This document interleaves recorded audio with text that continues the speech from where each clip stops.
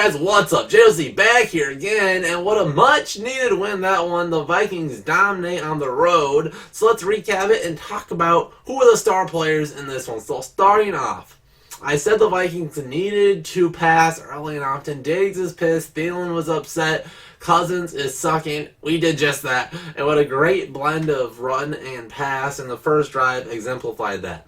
We ended up getting this drive stalling near the red zone, and we have to settle for a 31-yard field goal, but 3-0, we'll take it. There's no more scoring in the first quarter, but the second quarter is pretty wild. The Vikings have a 15-yard touchdown pass to Thielen, good pass by Cousins, and we're up 10-0.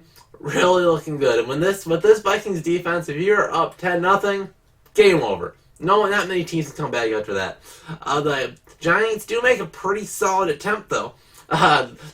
Daniel Jones has a really nice pass to Darius Slayton. Burning roads open for a touchdown, 10-7. It's close, but then the Vikings battle right back. Field goal, Dan Bailey, 13-7.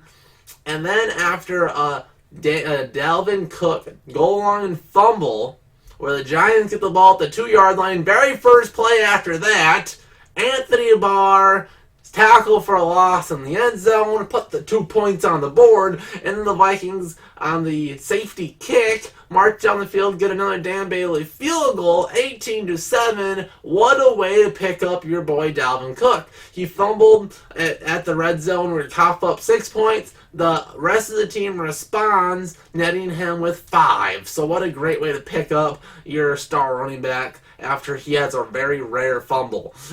So then at halftime, we go into the locker room. It's 18-7. The Giants get the ball in the third quarter. They do get a field goal, make it a little bit closer, make it a 1-touchdown, 2-point conversion game, 18-10, but still too much. The Vikings put the exclamation point on it. At the end of the third quarter, another great touchdown catch by Adam Thielen, 25-10, game over. Exclamation point in the fourth quarter with another Dan Bailey field goal. And that is your game, folks. What a great way to respond after a dismal performance against the Bears. Now, I know, 28 points is great against a team where you should be dominating. We did. But we need to see this against a good team eventually, right? But great to see. I mean, this Giants team was already bad. They lost their best running back, one of the best running backs in the NFL. All 3 linebackers were out. So this is a team we should have dominated. We did. This was a bad Giants team that got even worse due to injuries. So it's basically a AAA college team, and we look like it. So Cousins on the day, phenomenal. 22 for 27, 306 yards, 2 touchdowns. Exactly what you want from Cousins when you're running the ball like we did today. That is exceptional. Cousins had a really, really good game today. You like to see it. All those crisp throws downfield. This is what we want out of Cousins. He was great off play action.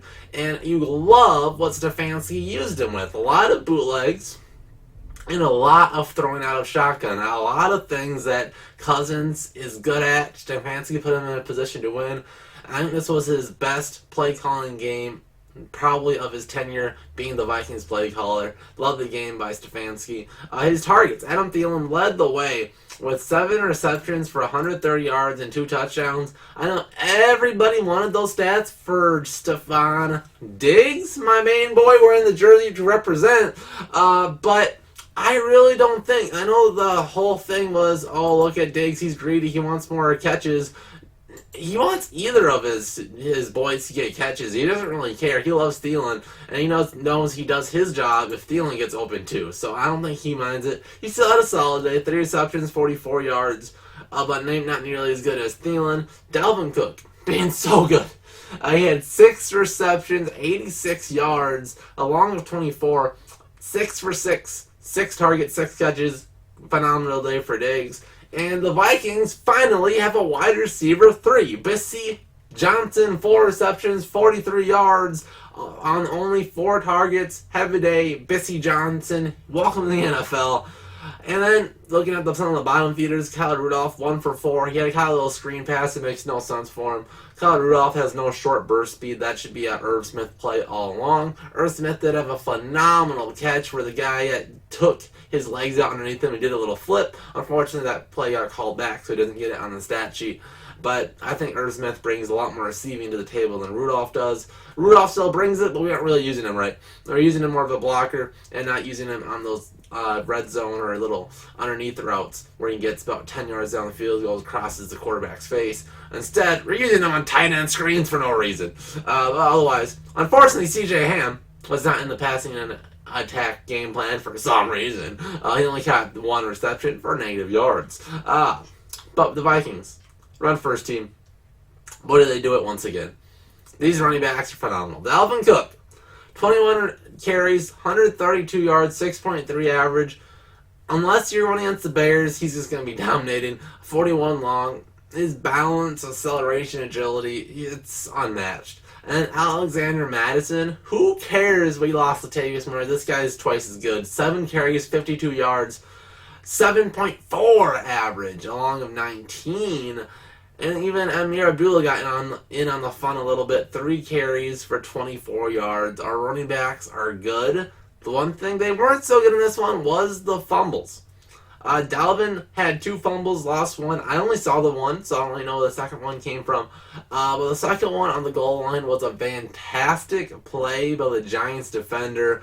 Cook was fighting for all the extra yards. He's near the goal line. He wants the touchdown.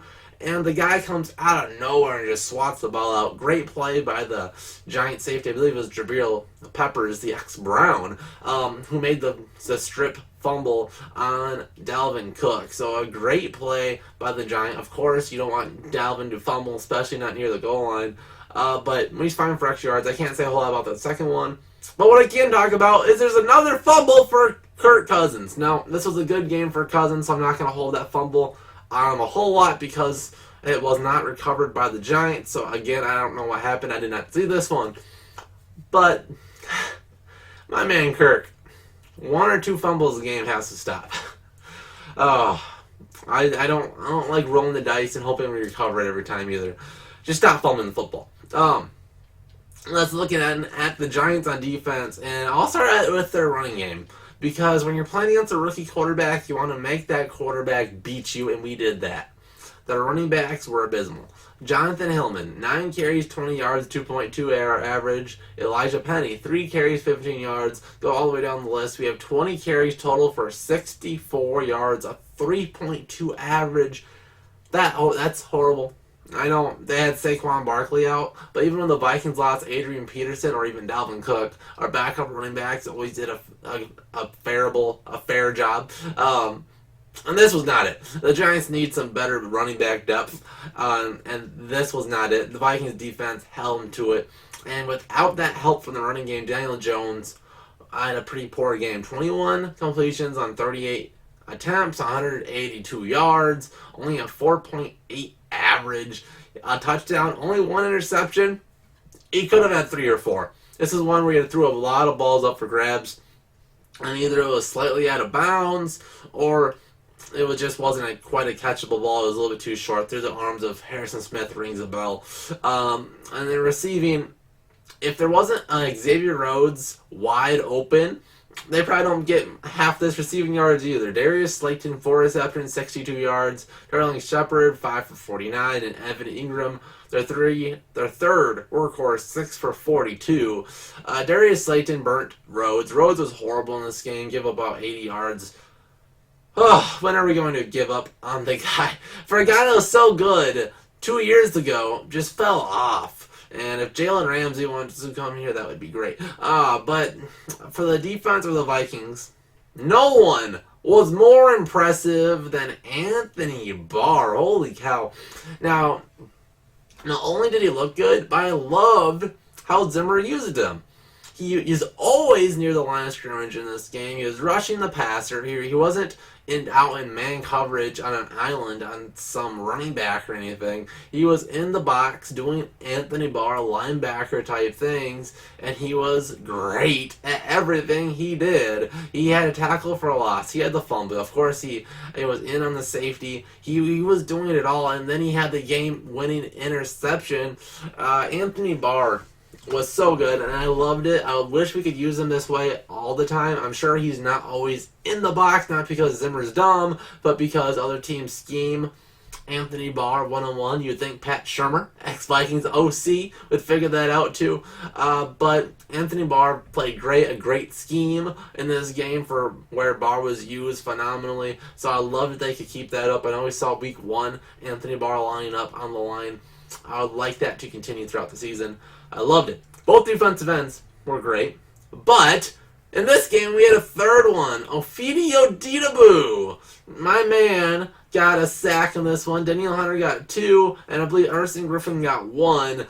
3 defensive ends with a sack. That is great. The Vikings have been kind of missing that third defensive end after the last couple seasons of B-Rob. And I think we might have found it in Odidaboo. I know we wanted Hercules to be our third down pass rusher, but he wasn't quite there yet. He's a little bit too raw. He's been inactive the last couple of weeks. So it's great to see Ofidi taking that role and looking really good in it. You're looking at a guy that is playing kind of like a poor man's Everson Griffin. So it's so great to see. And besides for main man Xavier Rhodes being horrible, the rest of our defense I thought played great. Namely, another cornerback that looked great, Mike Hughes, in this game. I think this was maybe his best game as a pro. He had a ton of pass deflections in this game, I believe 4. He could have had an interception, so that was one that was just quite a little bit out of bounds. But I really liked how sticky he was in coverage. He looked really, really good in this game. And maybe giving Mike Zimmer a little confidence that Xavier Rhodes is expendable. So that'd be great to see. And also, a stat that nobody's going to be looking at a whole lot, but I think is extremely important to a nice testimony to see how well the Vikings dominated in this one. Bridgen Colquitt, 1 punt. We only had to punt the ball 1 time, and it was great, 57 yards. That's dominance. 1 punt on the day. Couldn't ask for anything better. The defense of the Giants, don't you talk about them. They gave up 28 points, got manhandled by the Vikings. Despite having a lot of sacks in this game, the Vikings offensive line played pretty well. So, great game overall. Hopefully this can continue against the Eagles next week. If you want my coverage on that, make sure to subscribe, like this video if you liked it. 28-10 dominance. The Vikings have now played 5 games. All 3 wins have been dominating blowouts, and both losses have been very winnable. So if you are optimistic, once again, give me hashtag skull in the comment section down below. And go Twins! 0-2, let's come back. Let's do another thing against these New York teams. Let's go Twins! See you guys in the next JOZ Vikings video. See you guys then.